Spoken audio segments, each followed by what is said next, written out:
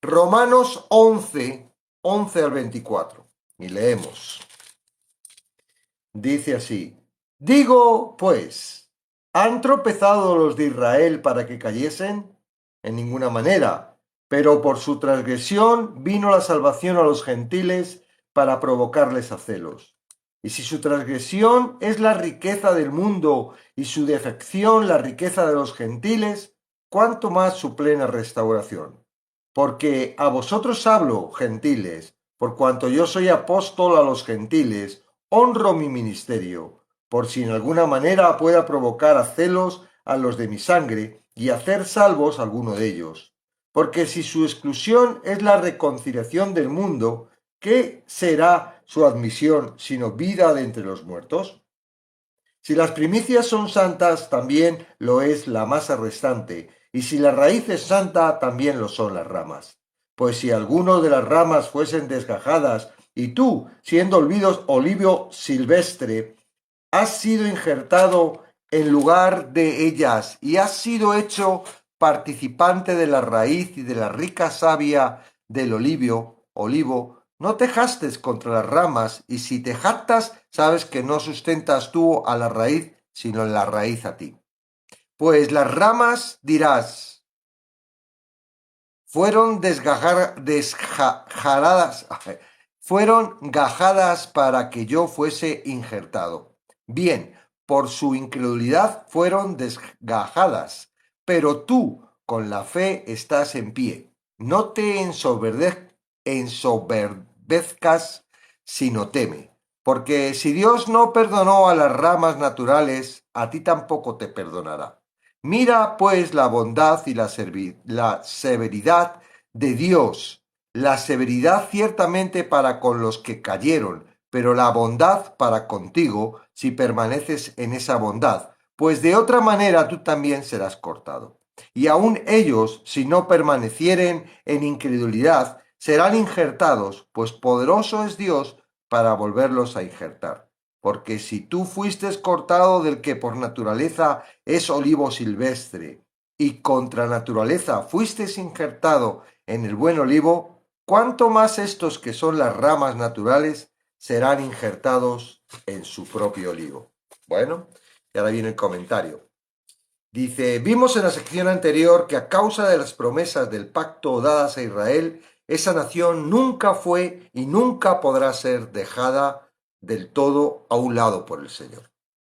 Hoy veremos la segunda verdad fundamental que Pablo presenta en Romanos 11. Es que el acto de Dios de poner a Israel a un lado es pasajero, no permanente.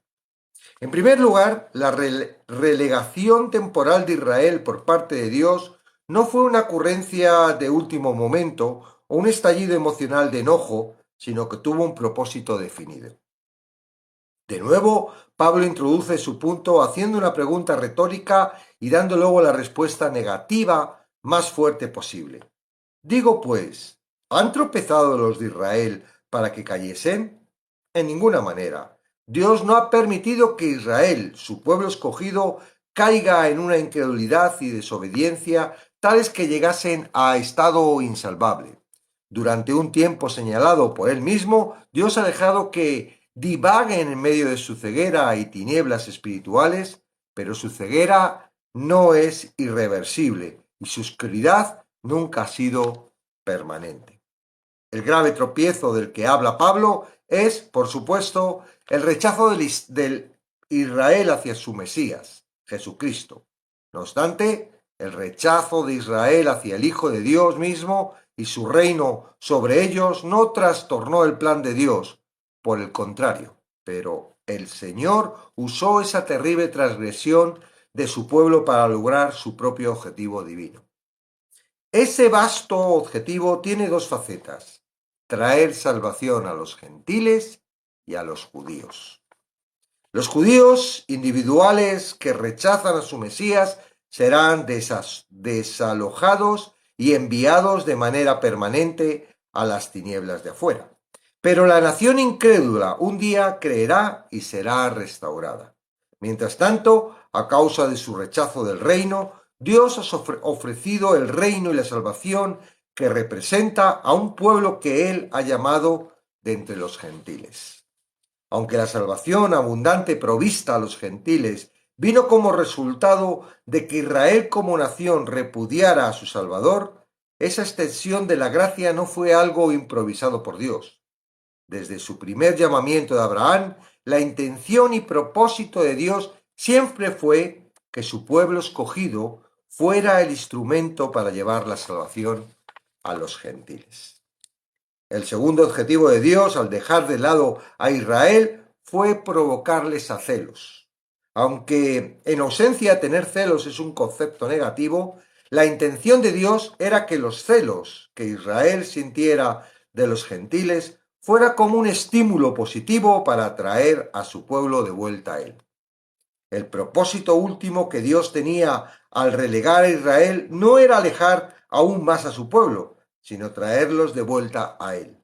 Lo que quiso fue confrontarlos cara a cara con su propio pecado y todas sus consecuencias, que se dieran cuenta de que estaban alineados de Jehová y reconocieran su necesidad de la salvación que él ofrecía ahora a los gentiles. Si un Israel infiel pudo traer salvación a los gentiles, mucho mayor será la bendición que traerá su fidelidad, cuando Israel reciba un día al Mesías, a quien rechazó. Se cumplirá esta promesa del Señor, y derramaré sobre la casa de David y sobre los moradores de Jerusalén espíritu de gracia y de oración, y mirarán a mí a quien traspasaron. Cuando empiece este avivamiento espiritual de Israel durante la gran tribulación, el Señor sellará para sí a 144.000 de todas las tribus de los hijos de Israel, quienes por medio de su testimonio fiel ganarán a una gran multitud, la cual nadie podrá contar, de todas naciones y tribus y pueblos y lenguas, que estaban delante del trono y de la presencia del Cordero. Pablo profundiza aquí en la evidencia de su propio afecto genuino por Israel. Él no quiere restar importancia a su llamado especial de alcanzar al pueblo gentil para Cristo. Por esta razón, no trata de justificar su propia intención, que también refleja la intención de su Señor de encontrar la manera de provocar a celos a los de su sangre y hacer salvo a algunos de ellos. Además de querer atraer a los gentiles a la salvación para su propio beneficio, también quería que su salvación fuera un instrumento usado por Dios para redimir a los judíos. Porque si su exclusión de las bendiciones espirituales de la promesa divina redunda en la reconciliación del mundo, ¿qué será su admisión sino vida de entre los muertos?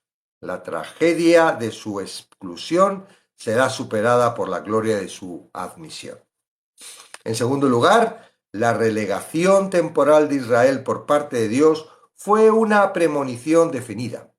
Aquí Pablo da a los gentiles una seria advertencia en cuanto a tener la misma clase de orgullo arrogante y presuntuoso que le ocasionó a Israel incrédulo la exclusión de la bendición.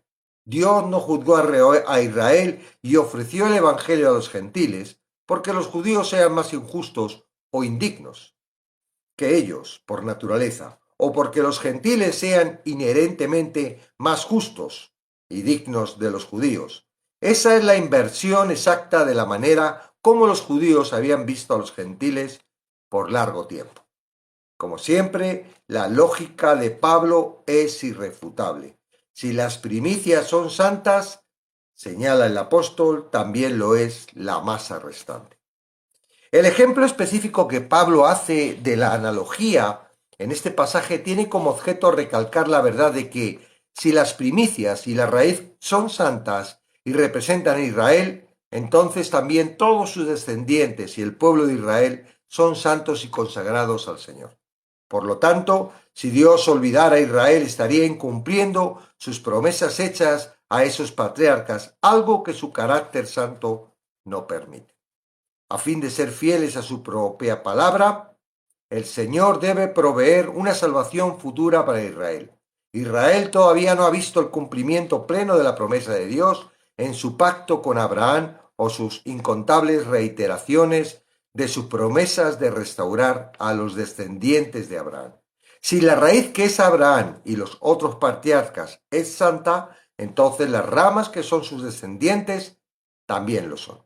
Esos fueron llamados por Dios y apartados por Él antes de la fundación del mundo, y la obra de Dios con estas ramas no quedará terminada hasta que ellos den el fruto espiritual que Él se ha propuesto producir en y a través de ellos, hasta el fin de la era, cuando ellos realmente se conviertan en el pueblo santo que fueron destinados a ser.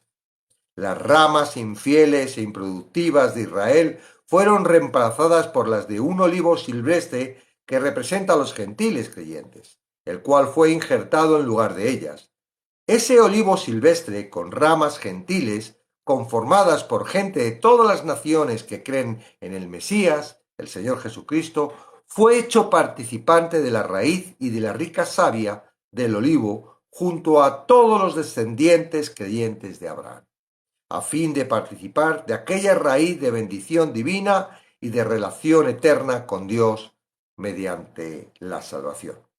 Después, Pablo indica un mandato para todos y cada uno de los gentiles que está basado en esta verdad. No te jactes contra las ramas.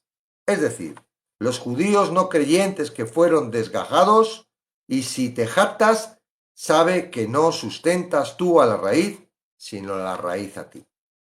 En tercer lugar, la relación temporal de Israel por parte de Dios tiene una promesa definida y maravillosa. Aunque la promesa se da aquí con una condición paralela a condición de ser juzgados por no permanecer con fe y fidelidad, aun ellos, si no permanecieren en incredulidad, cuentan con la certeza de que Dios había asegurado a su pueblo de antemano y el que la condición sería cumplida. Israel por fin verá a Jesús como su Mesías, se arrepentirá de su incredulidad y lamentará su rechazo previo de él. El destino de Israel puede ser y será revertido. Su retorno al Señor no es sólo posible, sino cierto. Para ser verdadero en su propia promesa, es imposible que su pueblo escogido continúe para siempre en la incredulidad. Con una cita de Isaías, Pablo declara con finalidad absoluta que todo Israel será salvo, como está escrito. Vendrá de Sión el libertador, que apartará de Jacob la impiedad, y este será mi pacto con ellos cuando yo quite su pecado. Bueno, bonito texto, ¿verdad? Y a tener muy en cuenta muchas cosas. A mí me llama la atención, un segundito, coloco esto un poco mejor, si es que quiere, porque a veces le da la gana hacer lo que quiere. Ahí está. Ok. Me llama mucho la atención, yo soy gentil. Y como gentil, espera, voy a colocar los comentarios. Como gentil, me siento muy afortunado, ¿verdad? De que la salvación, ajustes, comentarios.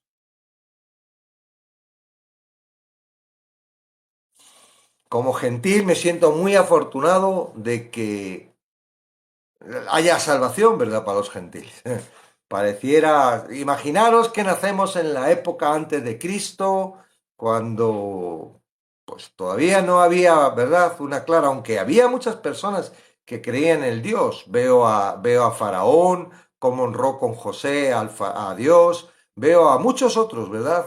Que en un momento dado creyeron en Dios, y yo pienso que si creyeron en Dios y creyeron en la salvación que iba a proveer, pues ellos fueron primicias de los gentiles, ¿verdad? Entre comillas, porque hay una diferencia entre los que murieron antes de Cristo y los que después, ¿verdad? Hemos entrado en el cuerpo de Cristo a través de la iglesia y la gracia de Jesucristo. Bueno, pero como gentil, ¿verdad? ¿Cuál era nuestra vida? O si nos podemos saber en aquellas épocas cuando Pablo, ¿verdad? Iba y hablaba a los corintios, ellos estaban acostumbrados a los dioses paganos. Ellos no tenían una educación como podía tener el pueblo de Israel, que cuando nacía había un Dios, había un celo, sí, cometían muchos pecados, sí, hacían idolatría, sí, pero tenían una educación clara y definida como la tenemos nosotros ahora dentro de la iglesia, ¿verdad? Dentro de Cristo. Es decir, ellos tenían la palabra, tenían la voluntad, tenían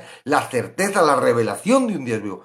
Los gentiles no, los gentiles era todo dioses paganos, o sea, estaban todos envueltos, ¿verdad? Y metidos, la mayoría, había algunos que digo que se salvaban, pero pues en lo que Satanás quería imitar con lo que era la adoración y lo que era un dios y lo que era, y claro, era todo lo contrario que lo que realmente estaba diciendo Dios. Entonces, bueno, ahí ahora llega Jesucristo, ¿verdad? Y en el momento que Él quiere, en el momento en el que está preciso, ¡bum!, la salvación se abre para los gentiles y es por gracia, no es a través de esforzarse con la ley, aprender y dirigirse y santificarse y aquí. No, ahora es por gracia y los judíos están ahí mosqueados, ¿no? Y israelitas dicen, estamos toda la vida aquí luchando con la ley, luchando con el pecado y luchando con todo esto y ahora resulta que estos tan despreciables como los gentiles van y se salvan así por las buenas y no tienen que hacer nada, es por gracia. Y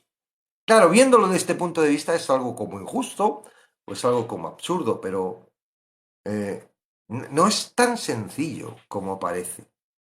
Porque en realidad uno tiene que morir a sí mismo. Y no solo tiene que morir el gentil, también tiene que morir el judío o el israelita. Y eso es lo que Juan y Jesús decían, arrepentíos, que el reino de los cielos se ha acercado.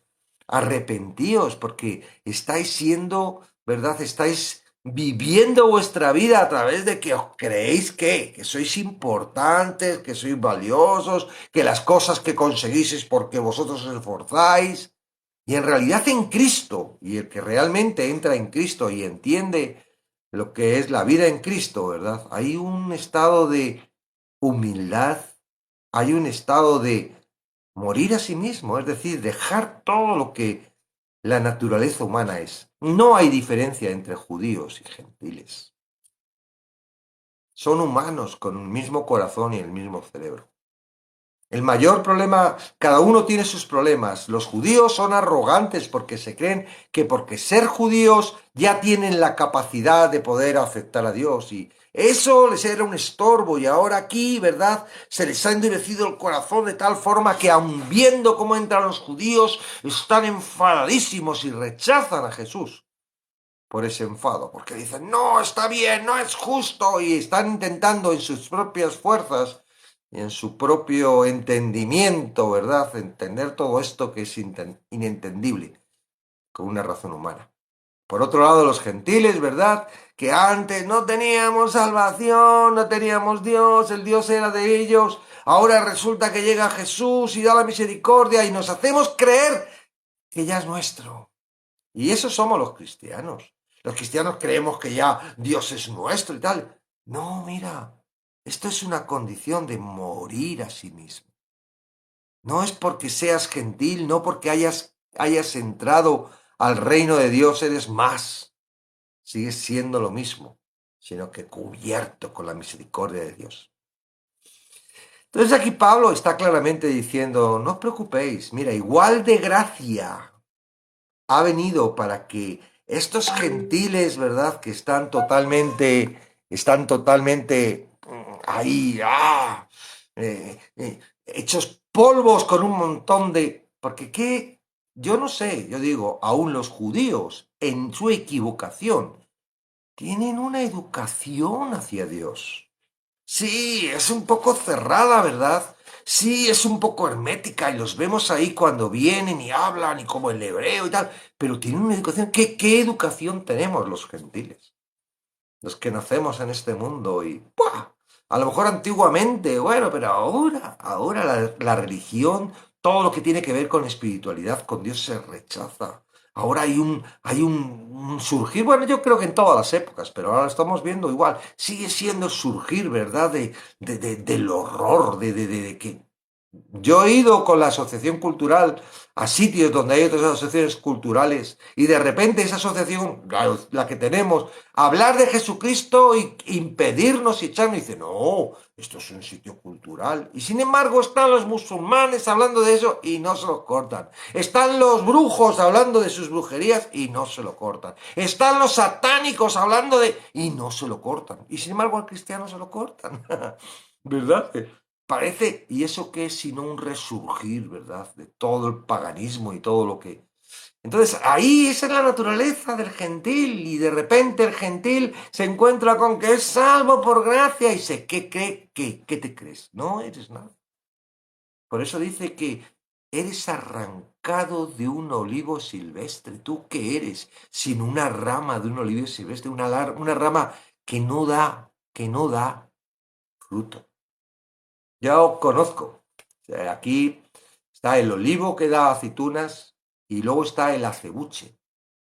El acebuche no da aceitunas. Debe ser ese el olivo silvestre o de lo que está refiriendo. Pero un olivo silvestre es uno que está ahí que no vale para nada, ni para adornar. Porque ¿no?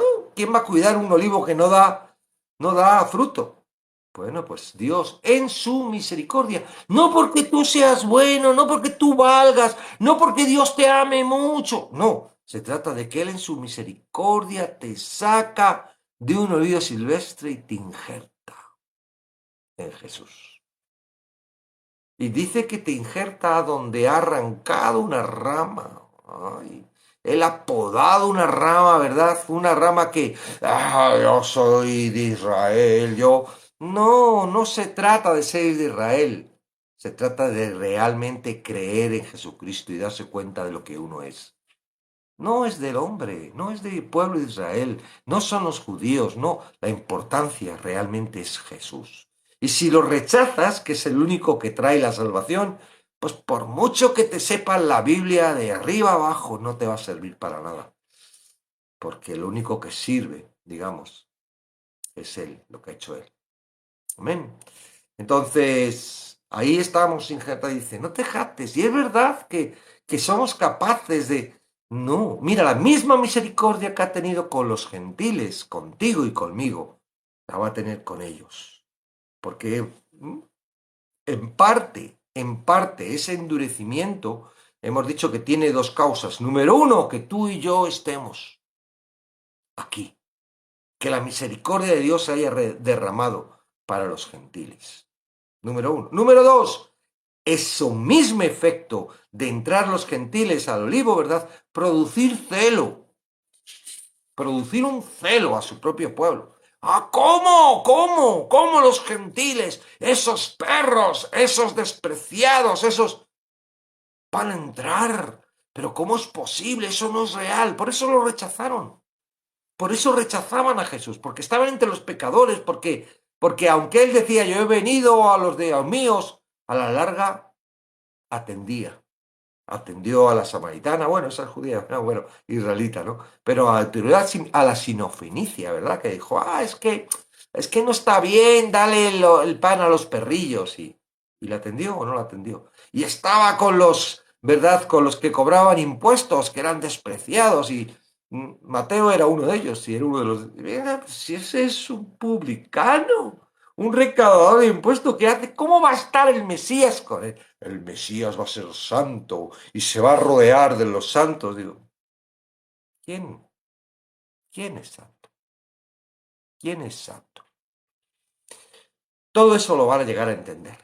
Y Dios tiene un plan, ¿verdad? Y ahora que estamos estudiando Apocalipsis, pues lo estamos viendo que Dios va ahí a sellar a 144.000 y esos 144.000 van a ser testigos y van a ser unos predicadores. ¡Wow!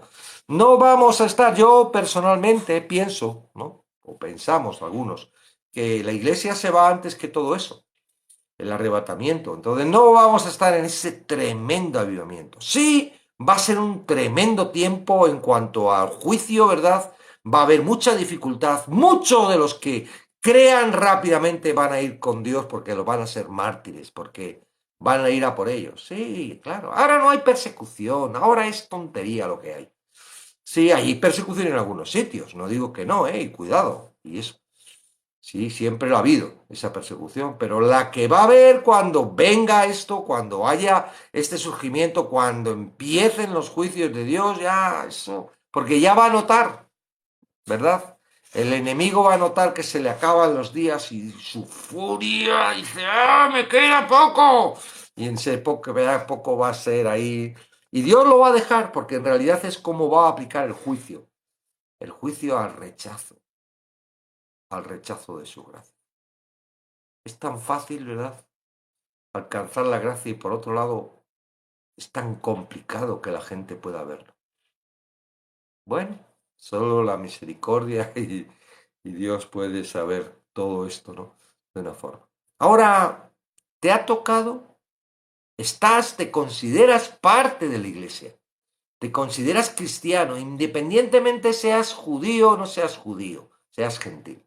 Eres cristiano, tienes que darte cuenta de que lo eres por misericordia. Que tienes que dar gracias.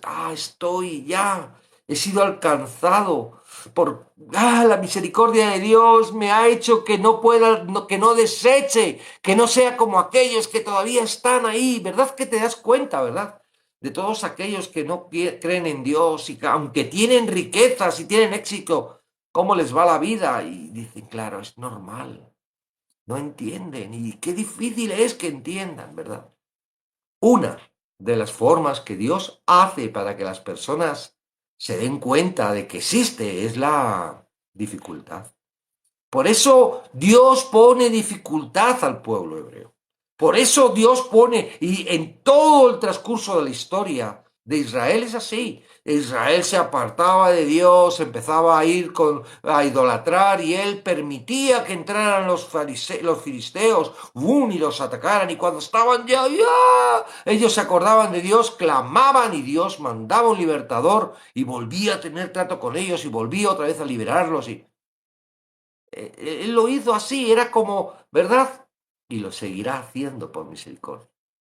Y así va alcanzando y alcanzando a todos aquellos que a través de Jesucristo son lavadas sus ropas. Porque no podemos lavarla de otras formas. No se trata de esfuerzo, no se trata de inteligencia, no se trata de tesón, no se trata de, ay, santidad, no se trata, no. Se trata de la gracia de Dios. Y cuanto más te des cuenta, más vas a recibir su amor. Porque al que mucho se le perdona, mucho ama, dice la Biblia.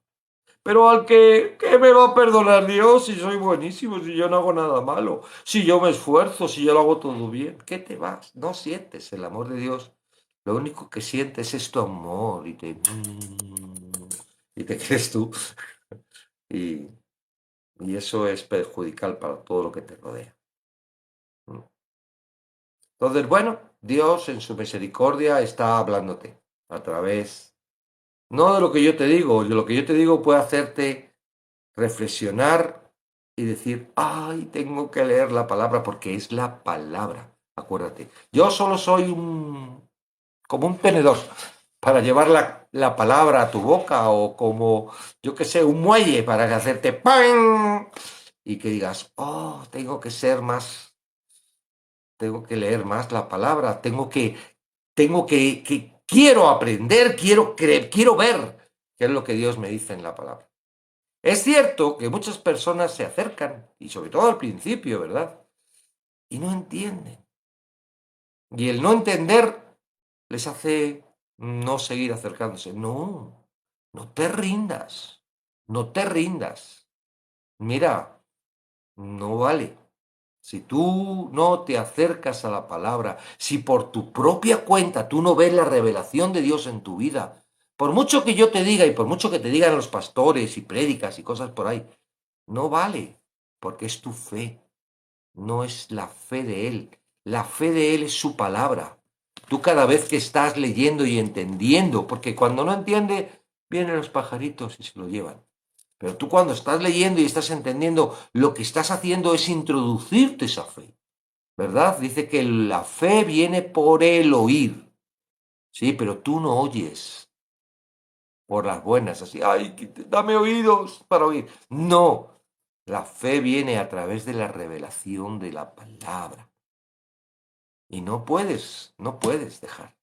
No puedes dejar, no te puedes dar de sí, no puedes permitir que tus pensamientos, que tus deseos, que lo que te rodea, mira, te va a rodear dificultad, tu esposo, tu esposa, tus hijos, tu suegra, tu economía, tu trabajo, todo se va a poner en contra para que tú ya desistas y digas, no, eso no me interesa, lo que me interesa es estudiar inglés o estudiar para poder crear otro, y vas a invertir tu tiempo en otras cosas distintas y es que no tengo tiempo, es que, claro, esa es la estrategia de Satanás. Satanás sabe que en la palabra está la voz de Dios que transforma las vidas. Y el mundo es difícil para todos, no solo para ti. El mundo es difícil para todos. Pero para los que leen la palabra y empiezan a darse cuenta de la revelación de la palabra. Fíjate, tú eres una rama. Cuando estabas en el olivo silvestre, recibías savia ¿de dónde? De un árbol que no tiene ni idea cómo hacer fruto. Recibes el alimento, sí, estás vivo, sí, pero es una rama, bueno, puedes dar sombra. Si es que estás en un sitio para dar sombra. O los pajaritos se van a apoyar y van a hacer fruto y tal. Pero Dios viene y te arranca y te injerta en un sitio donde el alimento, la salvia, la sabiduría, todo depende de él y tú vas a dar fruto. Y ese fruto es aceite, porque la aceituna es para el aceite. Ujú. ¿Lo das tú? No, en serio. Lo que lo da es estar injertado, no eres tú. Ya no te creas que eres, oh, porque eres cristiano. No. La humildad es uno de los factores que te va a mostrar que realmente estás salvo. ¿Sí? Porque aquí dice que no te jactes, que puede pasar que no hayas encontrado, porque que hayas, hoy te hayan predicado la palabra, te hayan dicho que Jesucristo haya muerto, te hayan dicho que tus pecados son perdonados, tú te lo hayas creído todo eso, pero sigas estando injertado en un olivo silvestre. Eres un olivo silvestre, es como aquella gallina que se creía águila. Una gallina no puede ser águila. Una rama en uno silvestre, por mucho que se crea cristiana, sigue siendo una rama no va a dar ningún fruto ni va a ir a ningún sitio. Pero te jactas, los judíos no creen en Jesús y todo eso es un matiz de mostrar que algo está pasando en tu vida. No es el Señor ama a su pueblo. Ama a los gentiles, los ama, pero también ama a Israel. Y sí es cierto que Israel son muy religiosos, pero tú eres distinto, eras mejor que ellos cuando la gracia vino y te alcanzó. No, eras peor. Mejor, es mejor iba a decir algo que no quiero ofender. No, no somos ni mejor ni peor, somos igual de malos. Y sin embargo, pues hemos alcanzado gracia. Ora, ora por el pueblo de Israel, como oras por tu familia. Ora por los gentiles que te rodean, como oras por tu familia. Tienen tanto derecho como tú. Y nosotros simplemente somos instrumentos de Él. ¿Para qué? Para que Él vaya y convenzca, ¿verdad? Y esté ahí. Y el que realmente no se resista, entrará a esta gran familia. Amén. Entonces, seguimos. Mañana todavía vamos a seguir con lo del pueblo de Israel y todavía no hemos terminado del todo. Pero a mí lo de hoy me gusta y me hace reflexionar, ¿verdad?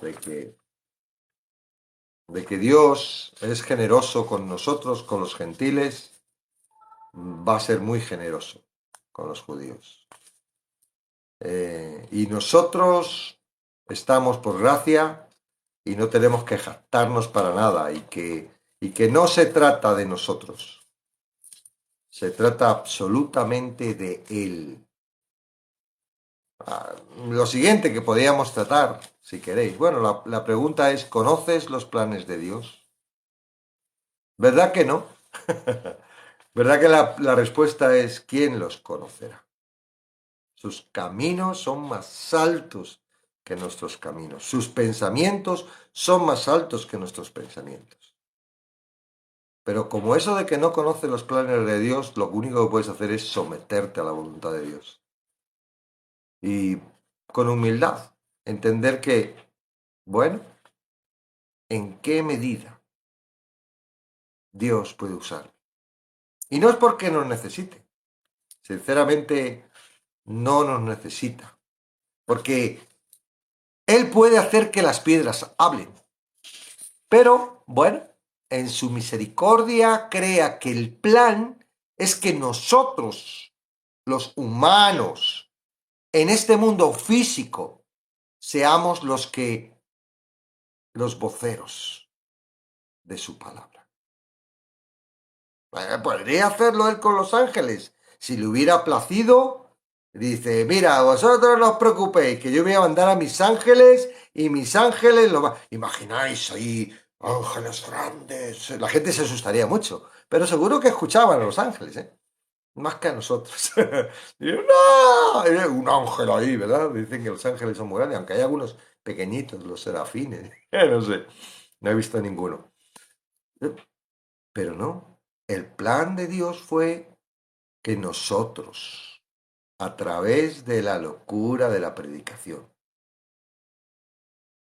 que lo necio de este mundo sea lo que convenzca a los sabios. Entonces, no te sientas, ay, qué afortunado soy de que soy salvo. Sí, siéntete afortunado, pero tienes que sentir que esa salvación es con un propósito, que no es ya está, ya me he salvado, que ahora eres parte de Cristo, eres un miembro, eres algo, un instrumento, y como parte de Cristo, pues tienes que moverte con el cuerpo, con Cristo. ¿Mm? Satanás iba a que seas un órgano inmóvil. Ay, pero ¿por qué no se cierra el dedo este? Porque está ahí quieto, dice yo no me muevo. ¿No? Pero si es que te tienes que mover cuando cierres la mano. No, yo ahí quieto que ya bastante me he movido y he metido la pata. No, eres parte del cuerpo. Mira, cuando tú empieces a ver cómo Dios bajo su misericordia te utiliza, entonces vas a tener ese fruto que habla la palabra del Espíritu Santo. Tú mientras que no prediques, mientras que no abras tu boca, mientras que no discipules, mientras que no cuides, mientras que no tengas misericordia con el resto, tú no vas a tener fruto. El fruto del gozo no es para que tú te sientes en el sillón y dices, ¡ay, qué gozo tengo! El fruto del gozo la respuesta, es la respuesta del fruto de Dios. ¿Y cuándo viene ese fruto? Ay, sí, cuando yo pienso que voy a ir al cielo, pues tú no sabes lo que es el gozo. Si piensas que eso solo es el foco. No. El gozo viene cuando ves cómo Dios, a través de su misericordia, te utiliza para que una persona que iba directa al infierno ahora esté salva y vaya al cielo. Somos instrumentos, vanos instrumentos, útiles para Él, inútiles si queremos separarnos del cuerpo y hacerlo por nuestra cuenta, pero somos instrumentos. Tenemos que predicar. Y no importa que lo hagas bien o lo hagas mal, porque no lo haces tú. Quizás el que lo hace mal es más escuchado que el que lo hace muy bien. Porque el que lo hace muy bien se cree que porque lo hace muy bien va a tener más resultados y no. Y no tienes ni idea, pues lee la palabra. Préndete 4 versículos y apúntalos en un papel o en cartulinas. O lleva a la presentación y vas leyendo los versículos. No importa lo que hagas. Ahora, lo que te digo es que cuando lo hagas, te olvidas de tus problemas, de tus deudas, de tus enfermedades, te olvidas de todo, te olvidas de todo. Te metes en un estado que es el que dice la Biblia espiritual, que entonces, ¡bah! Este negocio sí, el negocio de papi, el negocio de papi. Amén, eso es. Un negocio con unos beneficios de vida eterna, pero que nos los da por antemano. No los tienes que ganar, ya te los da. En este negocio no se trata de trabajar para ganar algo, no, se trata de ganar algo y después trabajar. Claro que sí. Y algunos pueden decir, ¿y eso no son obras? Mira, si te cuesta, son obras. Pero si lo haces consciente de que es parte de lo que tú tienes que hacer y sabiendo de que no vas a recibir nada a cambio, porque ya todo lo que tenías que conseguir lo has conseguido en Cristo, pues no son obras. Ahora, si tú piensas que por lo que haces, eh, Dios te va a tener en cuenta y te va a ayudar No, esos son obras.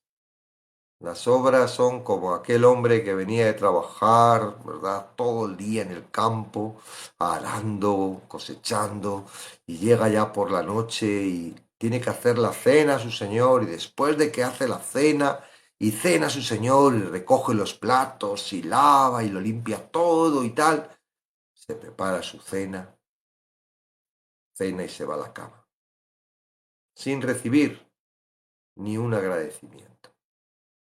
Y en vez de ese hombre decir, esta es la naturaleza de un salvo, decir, oh, con todo lo que le hago a este hombre es que ni me lo agradece. No necesita el agradecimiento para tener gozo y tener plenitud. Su respuesta es, siervo inútil soy. Lo que tengo que hacer, eso hago. Amén. Bueno, 6:23, 24 han ido llegando algunos por ahí. Siento, verdad, el adelanto de la hora, no es mi culpa, es de Europa. Ya nos iremos poniendo al día, pero ahora es así el tiempo, ¿ok?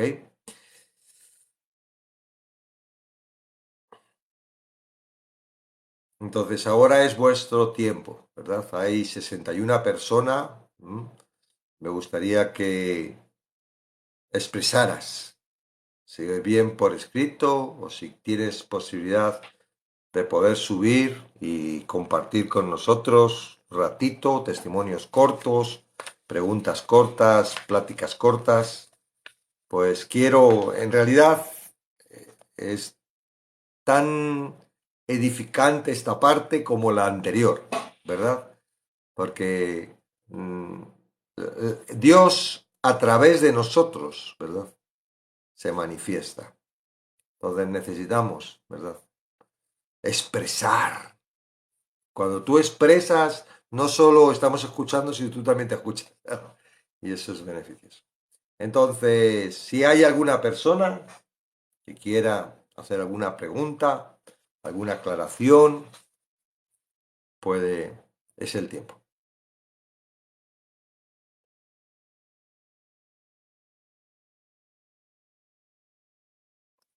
Ahí, Cheri, como está aprendiendo en el curso de Apocalipsis, hay muchas formas de ver Apocalipsis, pero no todas las formas son correctas.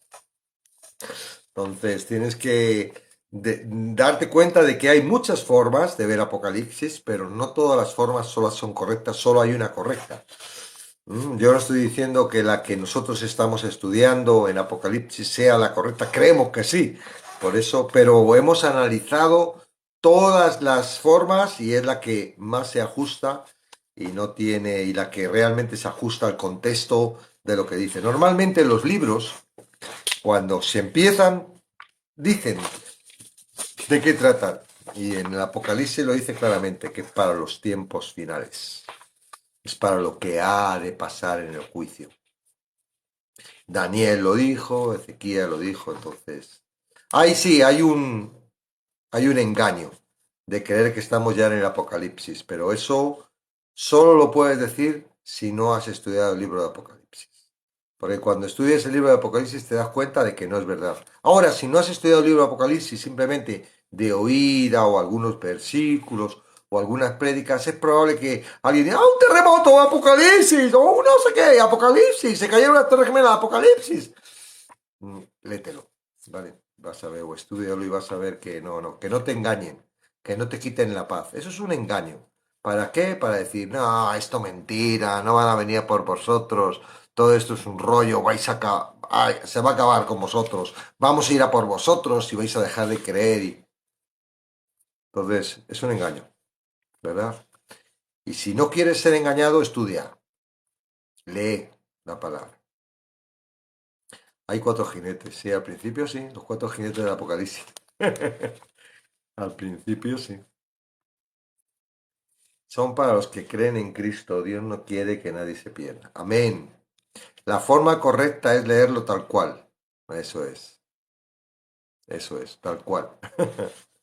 Claro que sí. La palabra se... Mira, Juan escribe el libro con lo que sabía. O sea, todas las visiones y todo tenían que ser en acorde con lo que él sabía. Entonces, claramente todos esos símbolos y todas esas cosas tienen que ver con lo que ya sabía Juan. No es algo, "Oh, los marcianos van a venir". Juan no había visto marcianos, ni había platillo volante, ni nada de esto. Entonces, bueno, poquito a poco. Vais a ver que poquito a poco. Hoy no estamos de Apocalipsis. Si queréis aprender de Apocalipsis, apuntaros al Zoom y ahí vais a aprender. Saludos, Leti. Bendiciones. Wow. Bueno, preguntas sobre la lección de hoy. Estamos hablando de que los judíos no han sido olvidados y van a tener su tiempo, que el endurecimiento de los judíos nos ha beneficiado a los gentiles y que el celo que les estamos provocando a los judíos también les va a beneficiar porque eso les va a producir, ¿verdad? Que ellos puedan creer en Jesucristo. ¿Ok?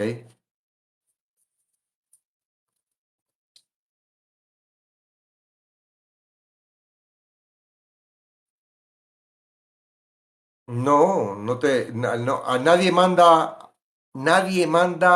a una eternidad de tormento. Prueba tienes que él mismo hizo la salvación, no mandó que tú hicieras la salvación. La salvación la hace él muriendo en la cruz. Entonces, no, tú te condenas. Él te salva o tú te condenas. Tú verás lo que eliges. Entonces, si tú dices, si estás enfadado con él porque te va a condenar, pues claramente te va a condenar, pero no porque él te condene, porque te ha provisto. Él no te está diciendo, cumple la ley, haz todo muy bien y no sé qué, y si haces algo mal te voy a condenar. No, no, no, él está diciendo, cree en mí, cree que yo he muerto para salvarte. Así de sencillo. Entonces, a lo mejor lo que pasa es que todavía estás con un concepto de religión en el que te manda a hacer obras y el que te manda a salvarte por ti mismo y estás siempre condenado. Cuando haces cosas mal, te consideras condenado por Dios. Eso es mentira, eso no es parte de lo que Dios. Eso es lo que Satanás quiere para que tú estés en condenación y no en victoria. No. Cristo murió para que tú fueses justo, santo, perfecto.